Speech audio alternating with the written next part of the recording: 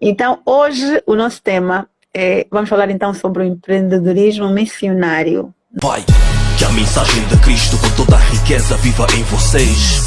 Conserve os olhos fixos no autor e consumador da fé.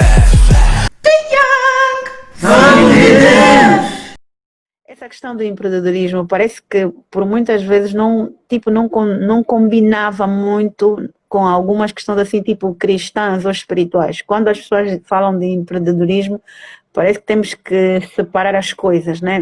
Cristão parecia, no meu tempo, né? Talvez lá para 81, falar de cristão empreendedor é como mais ou menos a ideia que nós tínhamos era como falar de um cristão desviado. Era a ideia que nos passavam.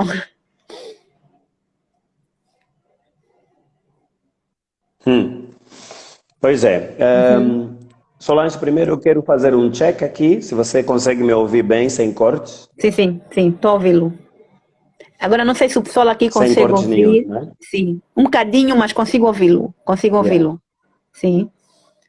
Ok, tá bom. Uhum. Então, eu te ouço bem também e de quando em quando estou a ouvir um bocadinho de cortes, mas nada que Ok. seja impossível de travarmos aqui esta conversa. Ok. Eu vou começar por me apresentar inicialmente, porque eventualmente há bastante gente que não sei quantas pessoas estão a nos acompanhar agora, mas eventualmente haverá muita gente que não me conhece. Eu sou o Felisberto Ngola Chamuanga, sou mais chamado por Beto Fontes. Se me chamarem de Felisberto, estou feliz. Se me chamarem de Beto Fontes, também estou feliz. Tudo me coloca feliz. Eu moro na linda cidade do Cuito, na linda e pequena cidade do Cuito, capital da província do Bié. Sou empreendedor e sou empreendedor no setor de educação. Ok. Não sou natural do Cuito, sou natural do Ambo, mas depois também fiz boa parte da minha vida na cidade do Lubango, onde acabei fazendo daquela cidade como uma espécie de minha segunda casa ou terceira casa, vai depender da ordem que depois ficar melhor. Mas já estou nesta cidade do Cuito desde 2002. Então, pronto, eu penso que casado, pai de 4 filhos, depois de ter trabalhado cerca de 20 anos ou 22 anos para outrem, depois comecei a trabalhar por conta daquilo que Deus me chamou especificamente, que é a parte da educação. Então, hoje penso que a legitimidade que há em estarmos a falar sobre este assunto acaba sendo um pouco pelo facto de que eu tenho uma mente transformadora, tenho uma mente empreendedora, tenho uma mente que está muito voltada para fazer surgir coisas ou para transformar coisas, mas para trazer soluções. E por outro lado também, um bocadinho mais disso é o facto de que estou a trabalhar no setor em que eu sinto que eu sou chamado há 5 anos, no setor de educação. Sou missionário, homem de negócio missionário no setor de educação há 5 anos. Então penso que por ali assim estão colocadas as credenciais em cima da mesa para podermos então começar a fazer uma incursão em torno do assunto.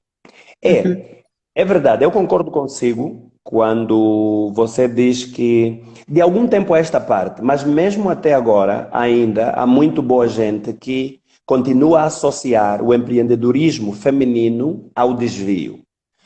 Não só feminino, mas de todos os gêneros, por causa de uma dicotomia que foi uma separação que foi criada na nossa maneira de compreender o reino de Deus e a forma como o reino de Deus, se dá.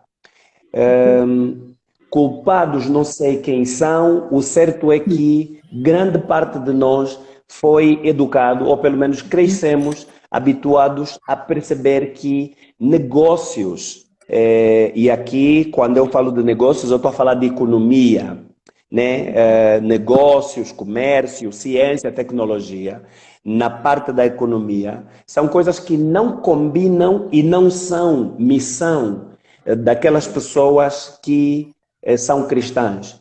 este é um enviesamento que foi colocado na nossa mente e por conta deste enviesamento nos fez, e muitos de nós temos essa compreensão.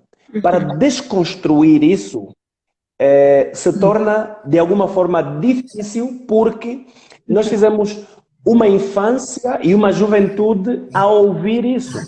E então, todos, não digo, mas boa parte de nós ficamos com a convicção de que quem tiver a fazer negócios, quem tiver a empreender, está desviado. Não serve a Deus, não lhe segue, não é fiel a Ele, mas é simplesmente por causa de uma má compreensão daquilo que é o reino de Deus e a forma como o reino de Deus se versa.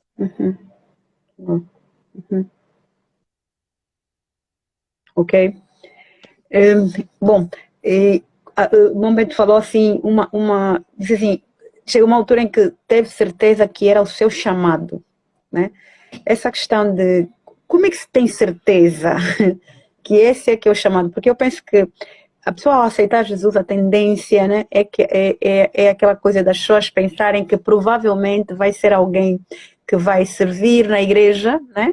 Que vai ter algum cargo, podemos assim dizer, mas chegar ao ponto de ter certeza de que foi chamado, ou seja, para empreender e entender esse empreendedorismo como um chamado, como é que se tem certeza? Será que não existe, no seu caso, não houveram, por exemplo, conflitos de ter certeza mesmo naquela questão de estar-se a indagar? Será que foi mesmo para isso? O que que foi assim para si, né, como fundamental, que não teve dúvidas que foi para isso? O que a pessoa tem que ter, né, para quando está diante de um chamado, e principalmente de um chamado de empreender, que lhe dá essa certeza de que é verdadeiramente isto que Deus quer de mim?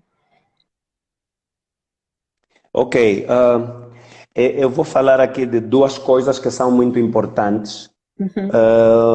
Uma delas é, eu penso que é crucial que como cristãos aprendamos, compreendamos de que os filhos de Jacó não foram só um. Isto aqui é um bocadinho estranho, uma mistura daqui de um singular com plural. Os filhos de Jacó não foram só um. Isto aqui é muito importante. A partir desta colocação que eu faço,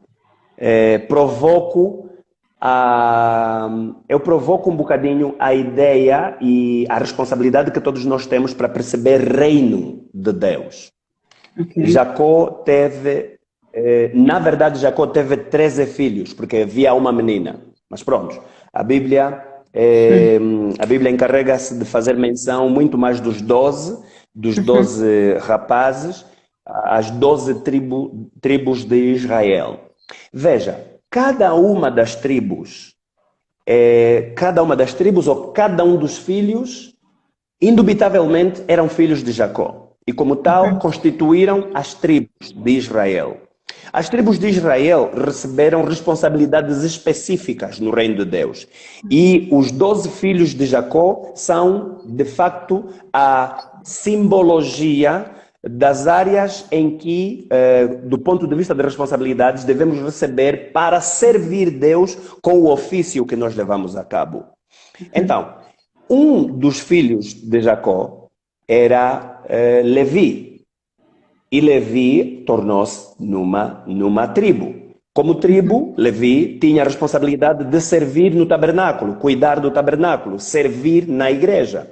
Por aí, vamos perceber que os sacerdotes, os dispenseiros de Deus, todos aqueles que fazem parte do clero, acabam respondendo à responsabilidade, o chamado, vamos dizer, a incumbência que Levi recebeu. Cuida do tabernáculo.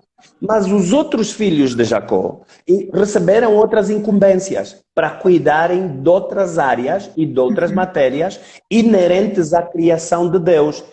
Ora, a criação de Deus é dividida em dois somente. Nós poderíamos fazer aqui uma listagem, porém eu prefiro tornar o grande em pequeno e dizer que a criação de Deus é dividida em dois. Deus criou a humanidade e criou a natureza. Claro, quando entramos na natureza, poderemos depois delinear. Mas a criação de Deus tem de ser cuidada. Parte da criação é a humanidade. Parte da criação, outra parte da criação é a natureza. Então, Levi foi chamado para, no cuidado da criação, encarregar-se da parte que tem a ver com a espiritualidade, com a religiosidade. Levi foi chamado para isso. Mas os outros foram chamados para outras áreas da criação, as outras áreas que são inerentes à criação. Na Jocum, Jovens com uma Missão, existe uma abordagem que é muito interessante, que eu gosto muito, que são, eles seguraram nesta matéria toda que estamos agora a falar, que é a matéria da nossa intervenção na criação, e porque a criação, olhando por exemplo a parte da humanidade, esta parte da criação, ela depois se manifesta como sociedade, porque sociedade é um conjunto de pessoas que habitam no determinado território e fazem o dia a dia da vida. Na Jocum aborda-se muito as áreas de influência na sociedade, para perceber que não é só religião.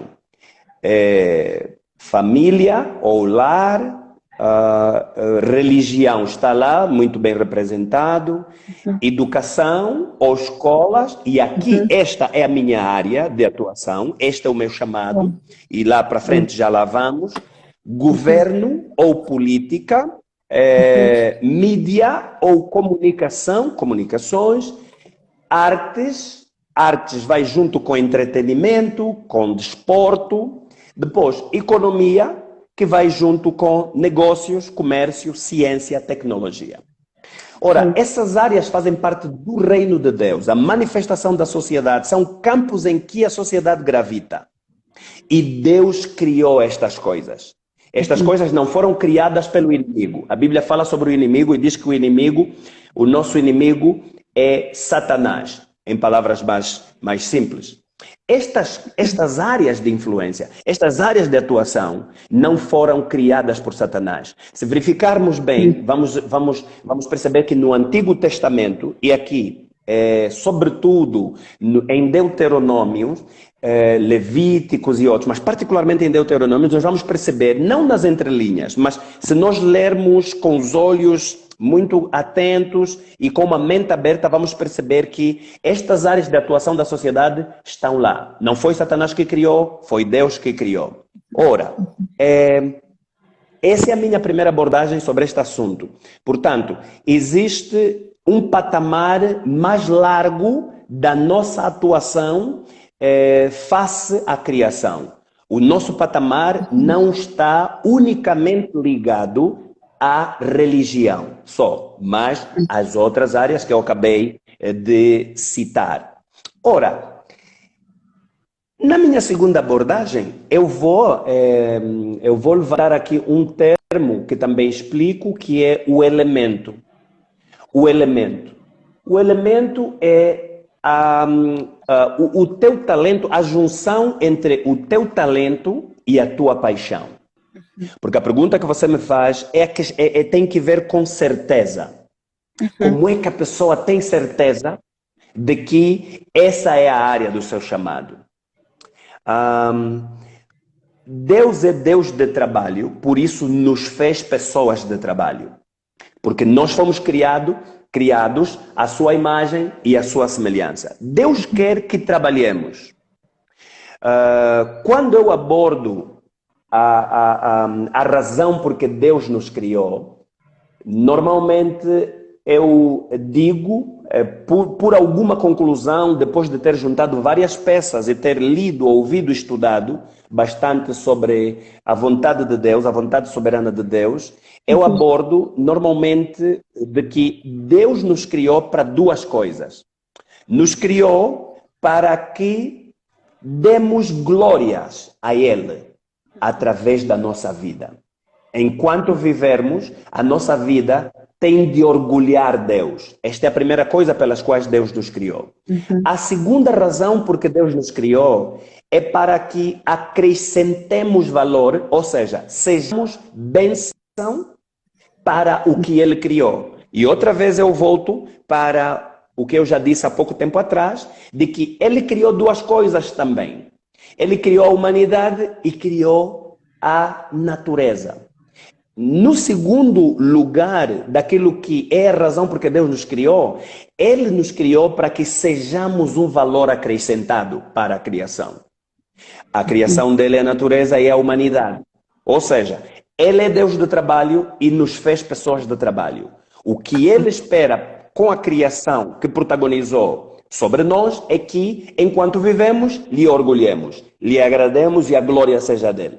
E enquanto trabalhamos, como nós somos seres de trabalho, porque ele é um ser de trabalho, acrescentemos valor ao que ele criou. Não deduzamos valor, mas acrescentemos valor. Que sejamos uma bênção, que sejamos um acréscimo, que sejamos uma melhoria, que sejamos motivo de satisfação e de alegria para a criação, para as pessoas e para a natureza. Então, o elemento é o encontro entre a minha paixão e o meu talento. Há coisas que são da nossa paixão. Nós temos muita paixão por ela, provavelmente porque nós vemos estas coisas. E, eventualmente, nós não temos um talento natural para aquela área. Ora, essa questão do elemento, ela é interessante porque tem vezes que nós pensamos assim, Deus me chama para essa área na qual eu tenho bastante paixão. E muitas vezes nós não estamos equivocados em pensar assim. Outras vezes nós entendemos e concluímos, Deus me chama para essa área em que eu tenho muito talento. Então, tem vezes que você tem bastante talento para uma determinada área. Mas essa área, no fundo, não é a área da tua paixão, mas você tem talento. Um exemplo, eu sou uma das pessoas com vários talentos. E então, se o indicador for só talento, eu estaria na confusão. Porque eu sou uma pessoa com vários talentos. Se o indicador era só talento, então eu diria, Deus me chama para jogar basquetebol. Deus me chama para fazer teatro. Deus me chama para fazer música. Deus me chama para mexer com mídia. Por quê? Porque eu tenho muitos talentos. Agora, paixão, se for só por este indicador, também acabaremos estar muito na confusão. E convenhamos que a questão confusão acaba sendo algo que muitos de nós nos confrontamos com. Por causa disso, a pergunta que você colocou. Daí que eu levanto este aspecto, o elemento. A junção, a combinação entre a tua paixão e o teu talento, as duas coisas juntas, acaba sendo acaba sendo um auxílio muito grande para você perceber que para aqui Deus me chama. Eu, quando tinha 20 anos de idade, percebi claramente que Deus me chama para a educação. E quando é que a gente percebe isso? Há sinais que nos ajudam a concluir. É claro que para concluir devemos ser de alguma forma cautelosos. E aqui eu acrescentarei já alguns elementos que vão nos ajudar a perceber que cautela que devemos ter. Para concluir devemos ser de algum modo cautelosos, porque existem alguns parâmetros que vão ser bastante úteis para que cheguemos à tão necessária convicção de que é esta área. Por exemplo, quando você faz alguma coisa, ou tal coisa, você faz muito bem, e você próprio sente que você faz muito bem isso, esse acaba sendo um dos sinais, mas não é tudo. Esse não é o único sinal. Você próprio sente que você faz muito bem o que você está a fazer.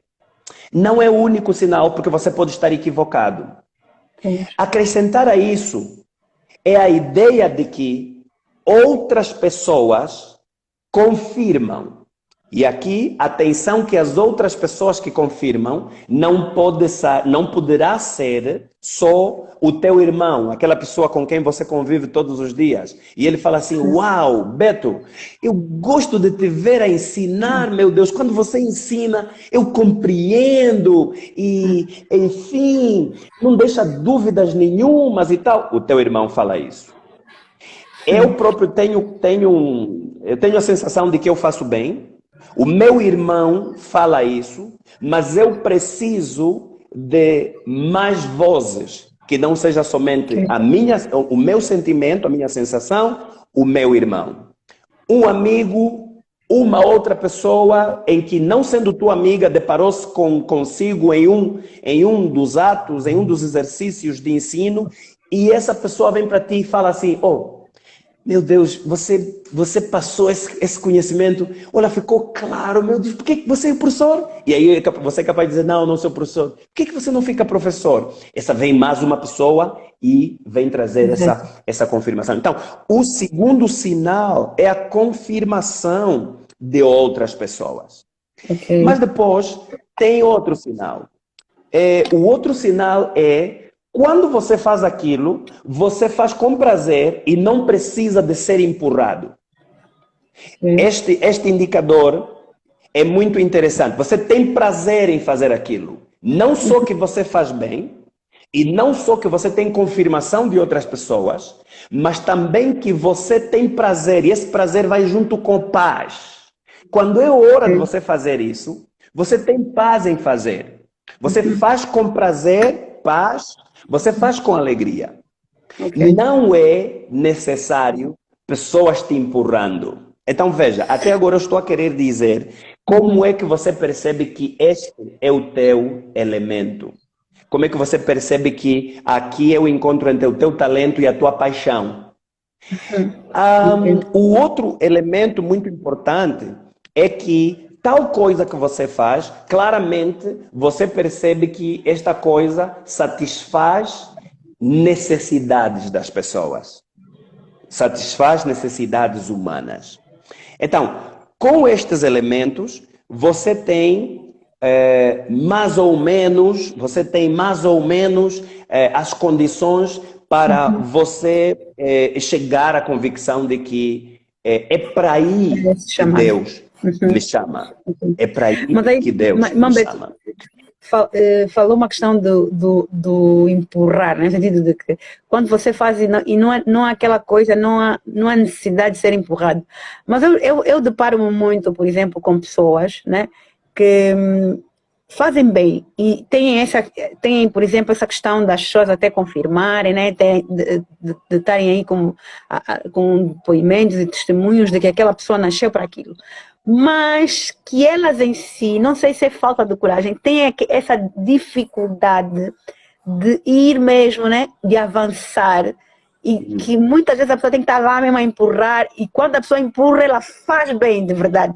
Será que é tipo, esse tipo de exemplo cairia no caso da pessoa ter o talento, mas no fundo não ser chamada para essa vocação? Exatamente. Eu quero colocar mais neste campo, quero colocar mais no campo do talento. Lembras o exemplo que eu dei no início? Eu sou uma pessoa de vários talentos, mas qual é o meu elemento? O elemento é talento junto com paixão. Paixão. E a paixão faz você correr sem se cansar. Sim. Então, imagina, se nós estamos perante alguém que é múltiplos talentos, ou pelo menos duplo talento, ou pelo menos triplo talento, ou pelo menos quadruplo talento, que quisermos. Que é o meu caso, corremos o risco de, no equívoco, pensar, temos a expectativa de que ele é chamado para esse campo. Ok. Então, isso acontece muito, de facto, acontece bastante. Porque há pessoas com vários talentos. Ele começa a fazer alguma coisa, tem talento, ele faz bem, é bonito o que ele faz, e abençoa, e as pessoas confirmam. Mas ele não se sente apaixonado, não se sente... ele não sente a parte da paixão para essa área. Não tem paz em fazer. E quando faz, ele faz só porque pediram. Mas se fizermos uma avaliação, se ajudarmos a despertar ele relativamente a esse elemento, a esse aspecto, ele poderá encontrar dentro dos vários talentos um talento que depois coincide com a paixão. Ok. Ele poderá encontrar, embora não sendo aquele que por acaso até nós quando vemos gostamos muito. É mesmo complicado, é um bocadinho difícil assim, né? Ou seja, pronto, mas graças a Deus porque o Senhor também está aí para nos orientar, né? Naquilo que são as nossas dúvidas. Bom, Beto, mencionou aqui a questão das áreas de influência. A seu ver, como igreja, né? Qual é, a seu ver, assim, a nossa realidade angolana, acha que a igreja, né, os cristãos, assim como representantes da igreja, como representantes de Cristo, tenham tomado posse ou conquistado essas áreas, ou atualmente essas áreas estão entregues a outras pessoas? Porque disse bem que essas áreas todas, né, que mencionam tanto a educação, saúde, por aí fora, não são do diabo, não foi o diabo que criou, isso é algo de Deus. Agora, é algo que Deus fez, mas qual é o papel? Qual tem sido, né, a seu ver, né, naquilo que já tem observado, o papel dos filhos de Deus em tomar, né, posse ou conquistar essas áreas de influência? Será que temos sido relevantes ou nem por isso? Não têm sido relevantes. Essa é a minha resposta taxativa. Os cristãos não têm sido relevantes na tomada de posse das áreas de influência da sociedade. Por quê? Porque os cristãos, por causa da sua compreensão, é aquilo que eu disse antes, não sei em que momento da vida em que a situação enviesou, em algum momento houve um desvio. No tempo, não digo muito da igreja primitiva, muito tempo depois da igreja primitiva, nos primórdios dos anos 50, 60, um bocadinho antes, a igreja, principalmente na Inglaterra, a igreja, ela tinha uma credibilidade muito grande a ponto de que o governo, os políticos, entenderam que aqueles setores-chave da sociedade tinham de ser colocados nas mãos da igreja. E os setores-chave, aqui trata-se de educação e saúde. Tinham que ser colocados nas mãos da igreja. Por quê? Porque eram setores bastante chave para a sociedade, em que não havia margem para claudicar. Esses setores fazem diferença na qualidade de vida dos cidadãos vivendo em sociedade. E não havia margem para claudicar. Por causa disso, pela credibilidade que a igreja tinha, sob o ponto de vista de, vamos dizer, de exemplo de comportamento, a igreja era um exemplo, tinha um comportamento credível, então, e principalmente por causa da questão justiça. Os governos entenderam e disseram assim, não, educação e saúde têm que estar nas mãos da igreja. O resto até pode não, mas educação e saúde têm que estar nas mãos da igreja. Então, naquela época, estou a falar no tempo de John Wesley, por exemplo, naquela época, estava claro que já era necessário fazer um resgate, embora aqui o resgate não tinha uma magnitude tão grande quanto é o resgate hoje. Naquela época já era necessário fazer um resgate. Em algum momento houve uma decalagem dessa situação. Não temos sido, como cristãos, relevantes na conquista das zonas, das áreas de influência da sociedade. O que acontece? Infelizmente, como cristãos, e por causa da nossa interpretação, nós separamos. Nós dissemos assim, espiritualmente estou bem, mas fisicamente não estou bem.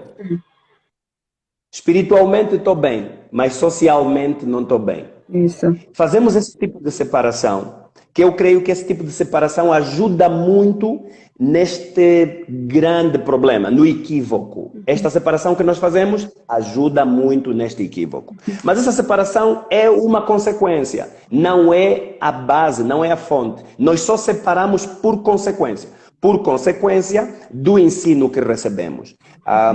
Em um determinado momento, a igreja começou a se demarcar das questões sociais e das questões que têm que ver com política. Porque eu não consigo explicar. Não consigo explicar porquê, mas em algum momento se demarcou. Hoje, perdemos de vista.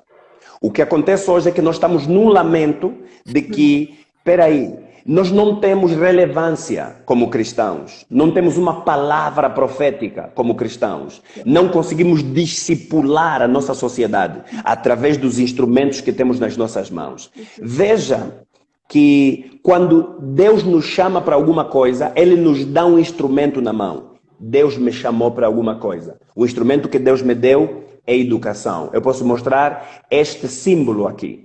Deus me entregou nas minhas mãos a educação para influenciar a sociedade. Qual é o instrumento que Deus entregou nas suas mãos para influenciar a sociedade? A quem Deus lhe entregou o bisturi para influenciar a sociedade? Não temos sido relevantes por causa da nossa interpretação errada de que os cristãos não podem ser ativistas. Né? Os cristãos não podem ser ativistas. Deus não criou a humanidade para que a humanidade fosse subjugada por outros membros da humanidade. Ou seja, os homens serem subjugados pelos outros homens. Não é para isso que Deus criou a humanidade. Quando Deus criou o homem, Ele criou para que ele tivesse vida e paz. E essa vida é vida abundante. O pecado, quando entrou, o pecado subverteu tudo. O pecado amarfanhou tudo, colocou tudo de patas para o ar. É por causa do pecado, aqui provavelmente vem aquela resposta, não sei porquê, que houve depois esta interpretação, mas o pecado amarfanhou tudo. O plano de Deus era que o homem tivesse vida e tivesse vida abundante. Este era o plano de Deus no início. Agora, por causa do pecado, hoje nós estamos até homens a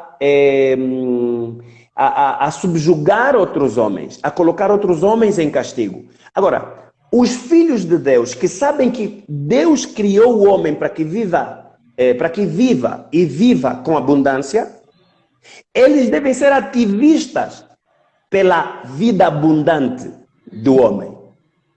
E é aqui onde a igreja acaba. É a questão de uma fé fraca e ficamos cobardes. Não queremos confrontar o pecado. E então dissemos assim: se eu me levantar como ativista pela vida abundante do homem, serei conotado. E tenho medo de ser conotado. Exato. O medo de ser conotado é resultado do pecado. Mas nós precisamos levantar o escudo da nossa fé. E precisamos evidenciar de que maior é o que está em nós do que o que está no mundo. Okay. O que está no mundo não é maior do que o que está em nós. Isto é necessário.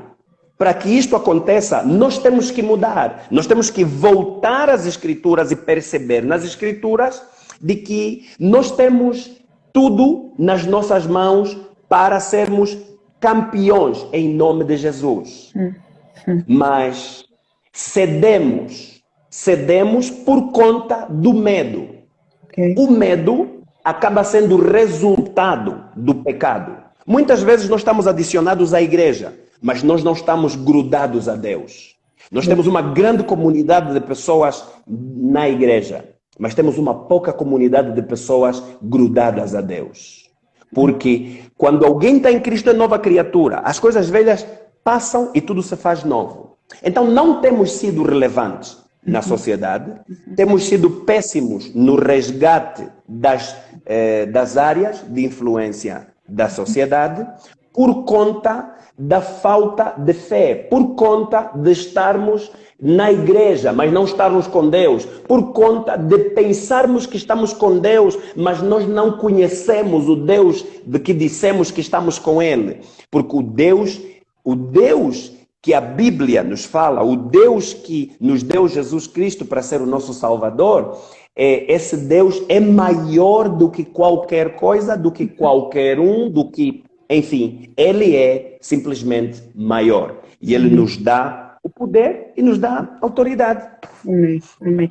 Irmão Beto, falando nessa questão, né, de que a igreja praticamente perdeu, né, e nós temos uma realidade que eu acho que como cristãos devíamos chorar, né, tipo aquela passagem que diz mesmo, chorem ministros, porque eu hoje vejo uma igreja um pouco desacreditada, de que hoje, quando fala-se de um servo de Deus, por exemplo, nós estamos a ver, o nosso próprio presidente da República tem conselheiros, pessoas que ele escolheu, né, nomeou para serem os seus conselheiros, e em nenhuma daquelas personagens, né, daquelas individualidades que lá estão, nós vivimos pelo menos um pastor ou um padre, sei lá, um líder espiritual, no verdadeiro sentido da palavra. E quando eu digo espiritual, estou mesmo a relacionar a questão cristã, né? No sentido de que se aquelas pessoas que foram escolhidas para serem conselheiros do presidente são pessoas que estão envolvidas, algumas com a questão política, com a questão econômica, com a questão social, eu não vi a parte religiosa, a parte religiosa de quem vai responder. Muito pelo contrário,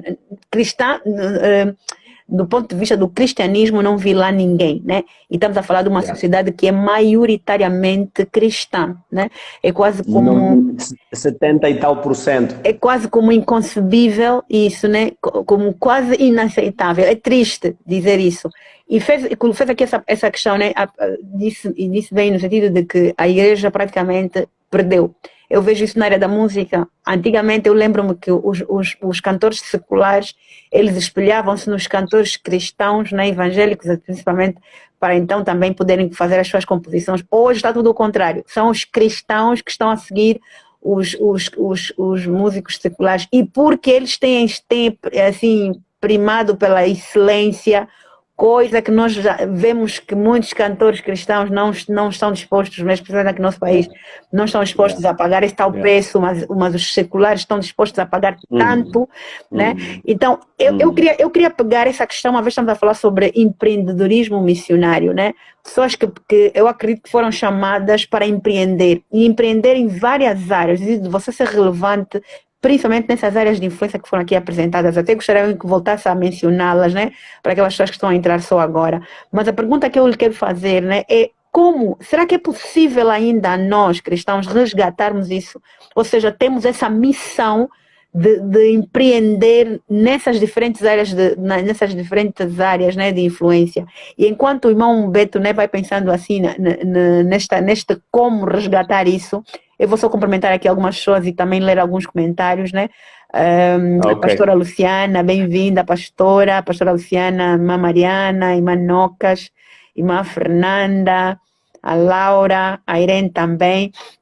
Temos aqui alguns comentários. O Max Mário está a dar saudações e ele escreve assim, ele diz, acho que é alguém que provavelmente o irmão Beto deve conhecer.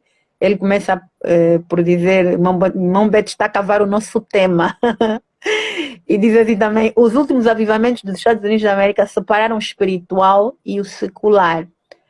E depois também faz um comentário, precisamos voltar às escrituras. A Bíblia somente é a nossa autoridade final em todas as questões do que é verdade e do que deve ser feito ou não feito. Se alguém quiser fazer alguma pergunta, né, com relação a essa questão, você que tem um chamado, está a sentir que Deus está a chamar para uma área e que estás naquela dúvida, é interessante, queres alguma pergunta, queres fazer alguma pergunta com relação a isso, também está à vontade. Mambeto, voltando à pergunta então, é possível nós resgatarmos, ou para nós é isso, é paz na virada, para esquecer, cristão, cada um no seu buraco e acabou, né?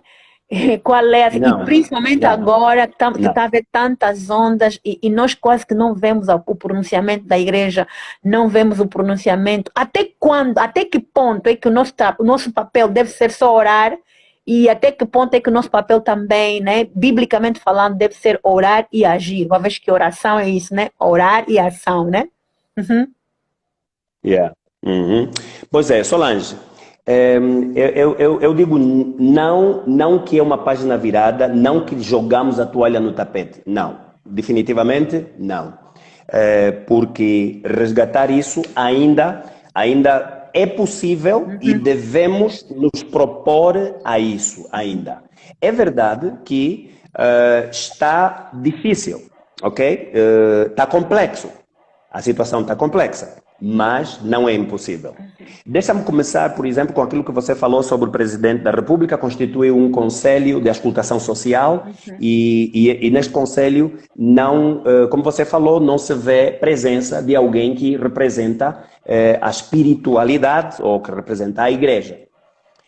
Mike Murdock, no livro O Obreiro em Comum, ele apresenta um conjunto de princípios para um obreiro em comum. E há um dos princípios que me chamou particular atenção. Este princípio diz que aprenda a ouvir o insatisfeito. E eu aqui quero trazer mérito para o presidente João Lourenço. Por quê? Porque o presidente João Lourenço, ao constituir aquele conselho, ele constituiu um conselho de pessoas que expressam insatisfação. Solange, você entende isso? Sim, sim. Pessoas que expressam insatisfação. São pessoas que colocam em cima da mesa o contraditório. Eu tô a ver Sérgio Calondungo. Eu estou a ver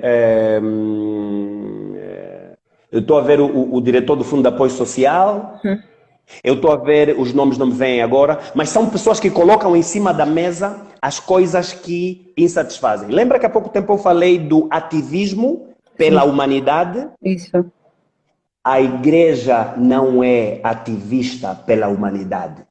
Não será por essa conotação, quando se fala de ativismo, a tendência é sempre pensar que é contra os órgãos do governo, é contra a política em si, o próprio sistema em si. Parece que tem uma conotação negativa, essa questão de você se assumir como ativista. Será que podia aclarar um bocadinho isso? Ok, vamos colocar essas coisas muito claras. O ativismo social não é se levantar contra o governo ou se levantar contra a política. Negativo. O ativismo social é se levantar contra a injustiça social. Que fique muito claro. Ora, se quem está a fazer injustiça social é político, o ativismo social se levanta contra a injustiça social. Okay. Se quem está fazendo injustiça social é do governo, o ativismo social se levanta contra a injustiça social. Se quem está fazendo injustiça social é do setor privado, o ativismo social se levanta contra a injustiça social. Okay. Então, ser ativista social é ser advogado pela justiça dos povos. E ser advogado pela justiça dos povos é levantar a voz contra alguma coisa que está a ser feita e fere a criação.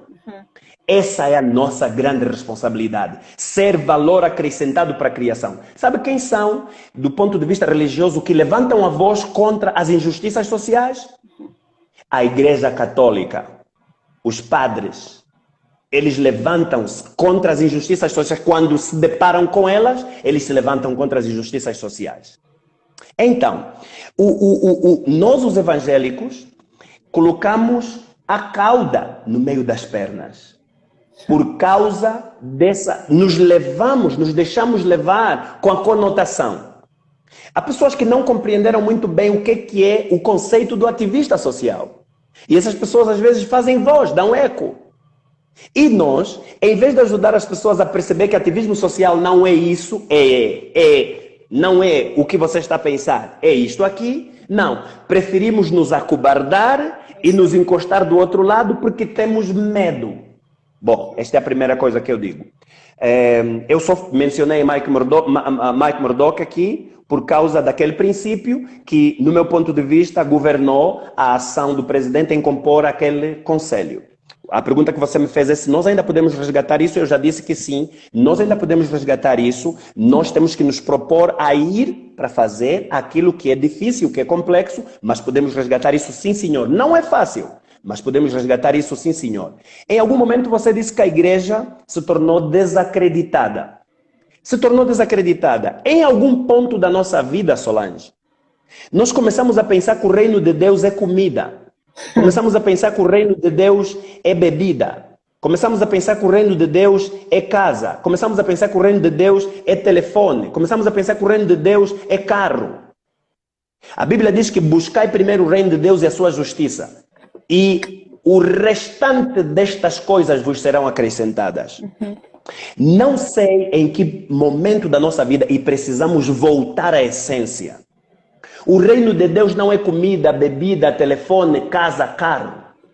O reino de Deus é justiça. Nós precisamos voltar à essência. E é preciso liderança espiritual que tem coragem de levantar uma voz profética. No momento em que nós começamos a pensar que o reino de Deus é comida, você é corrompido com comida. Ouça o que o apóstolo Paulo falou. Deus não me dá muito a ponto de eu te esquecer, mas não me deixa ficar sem nada a ponto de eu mendigar. Me deixa ficar no intermédio. Foi o que o apóstolo Paulo disse. O apóstolo Paulo disse mais. Para mim, o viver é Cristo e o morrer é ganho. Ele, com uma cajadada, ele dilacerou, desbaratou o inimigo. Porque para ele morrer é ganho, viver é Cristo. Isso significa muita coisa. Significa dizer que ele não vai ser refém de uma ameaça de morte. Se você é refém da comida, Solange, eu te tiro a comida para você se render a mim. Você não vai ter voz profética, minha filha. Se você é refém da casa, eu te tiro a casa para você ficar nos meus pés a mendigar. Você não consegue elevar a tua voz profética. Em algum momento, como igreja, nós nos alienamos sobre a essência da vida cristã. Começamos a pensar que bênção, e eu repito algumas vezes esta palavra, começamos a pensar que bênção é receber bens materiais para satisfação das necessidades fisiológicas. Lembra-se de Abraham Maslow, que colocou aquela pirâmide das necessidades e no primeiro nível ele colocou as necessidades fisiológicas. Começamos a pensar que bênção é receber bens materiais para satisfazer as necessidades fisiológicas. Bênção, sempre que a Bíblia disse que e Deus lhes abençoou, no próximo momento a Bíblia disse dizendo. E Deus lhes abençoou dizendo. Deus não lhes abençoou dando. Lhes abençoou dizendo. Em algum momento nós confundimos bênção. Ficamos refém dos bens materiais. A igreja ficou desacreditada porque um dispenseiro de Deus pode ser corrompido com carro. Eu lhe dou um carro, ele fica satisfeito, ele bate palma, oh, muito obrigado, e a partir desse momento ele não mais vai ser ativista social. Lembrar que o ativismo social é a voz que se levanta contra a injustiça social. Não é a voz que se levanta contra o político, não é a voz que se levanta contra o governo. Agora, se levanta contra a injustiça social. Por que os evangélicos não se levantam contra a injustiça social? Por que os evangélicos só calam quando veem a injustiça acontecer?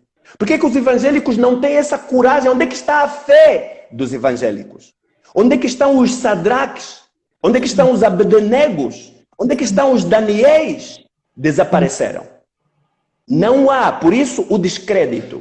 Agora, para nós recuperarmos isso, nós precisamos voltar à essência. Nós precisamos largar a ideia de que bênção é ter coisas. Oh, recebi esse telefone, Solange. Está vendo esse telefone aqui? É bênção, minha filha. É bênção, recebi esse telefone. Solange, recebi esse rato aqui. É bênção, é bênção. Agora, quando eu vi para ti dizer assim, Solange, me despediram no serviço. Oh, meu Deus, essa maldição. Fui despedido do serviço. Quem disse? Quem é que diz? Em algum momento nós caímos no descrédito por causa do enviesamento. Eu estou utilizando muitas vezes essa expressão, mas por causa da confusão que nós trouxemos à compreensão dos assuntos. Porque nós temos a Bíblia para nos dizer sobre isso. Nós temos os pais da fé para ser um exemplo para nós. Nós temos aqueles que não se curvaram contra os outros deuses. Hoje, ainda existem aqueles que não se curvaram contra os outros deuses.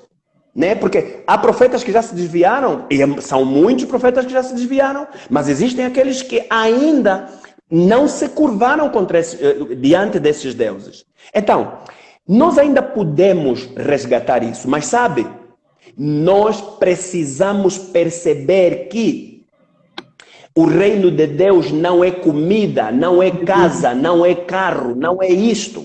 O reino de Deus é justiça.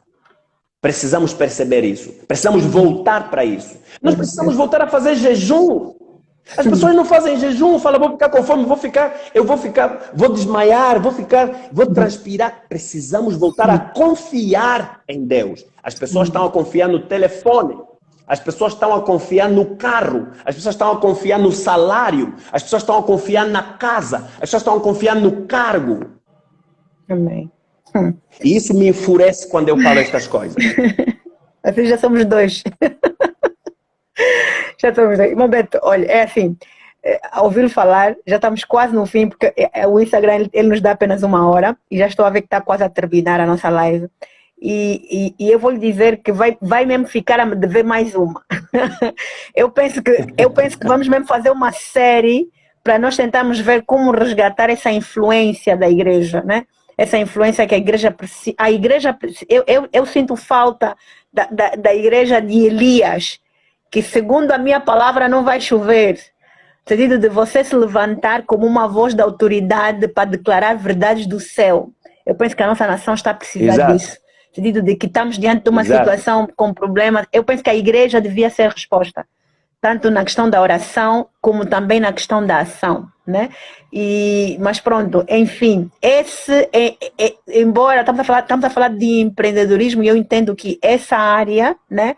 Há pessoas que vão poder ser chamadas como empreendedores, podemos assim dizer, na área da política, na área da economia, nas áreas que foram citadas aqui, na área da saúde. Há pessoas que vão estar, né, no sentido de vão ter destaque.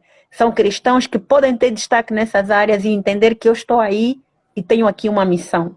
E como disse bem, a questão da justiça. Que diante da justiça, da injustiça, eu não me vou calar. Eu vou ser então essa pessoa que sabe que está com essa missão. Vamos terminar nossa live, porque eu não quero que ela se corte, quero que ela guarde, ela fique mesmo aí bem salva.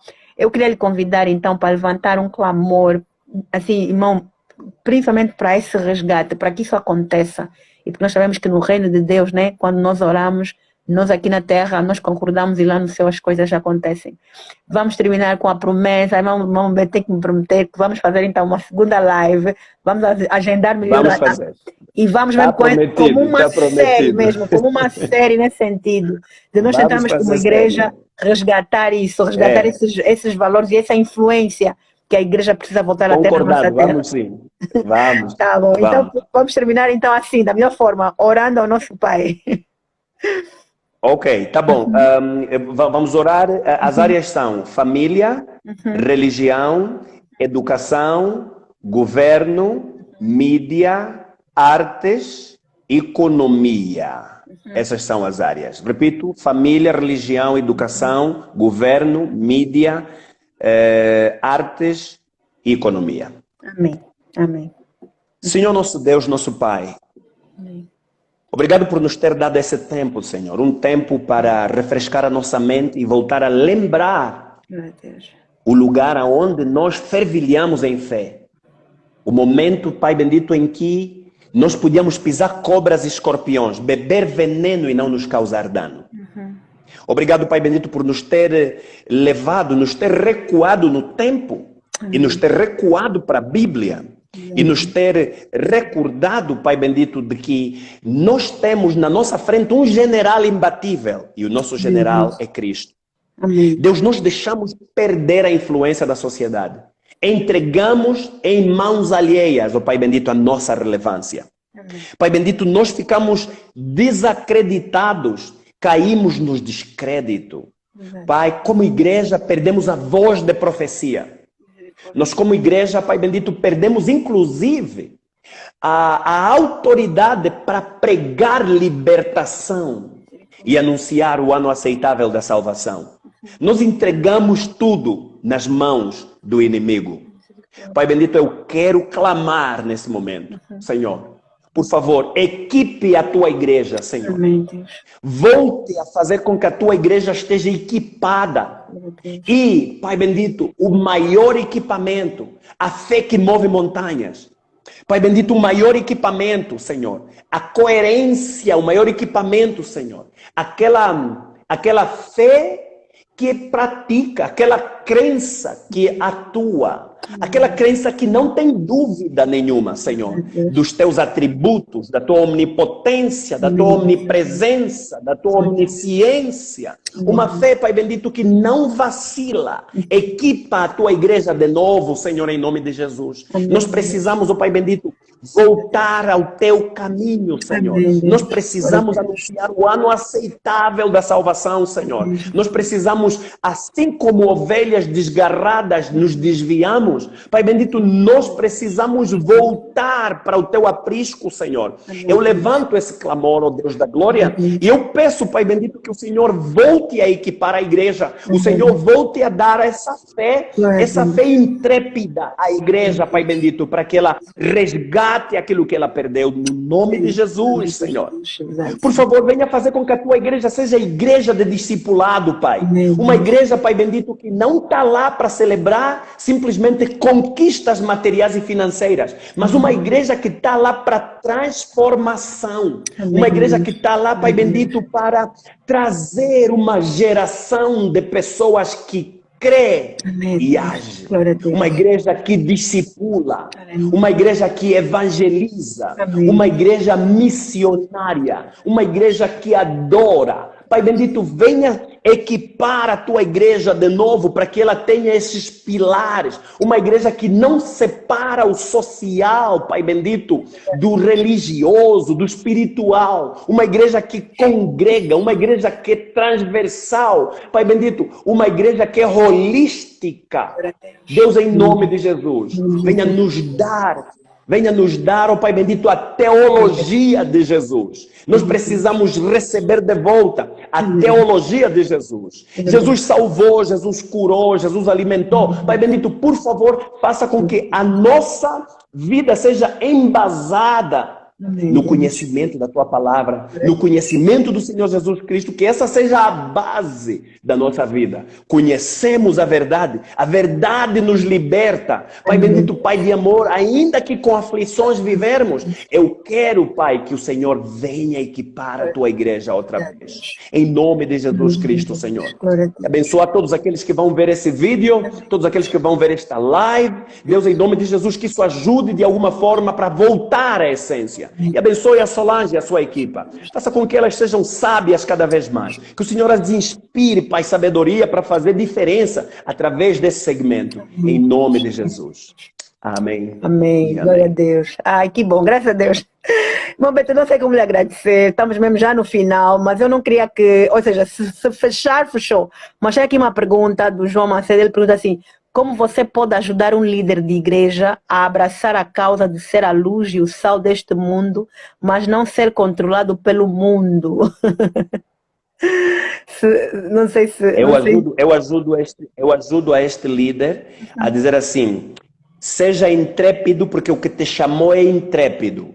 Uau. Seja bíblico porque o que te chamou é o dono da Bíblia. Tenha fé, porque o que te chamou, te colocou fé como um escudo.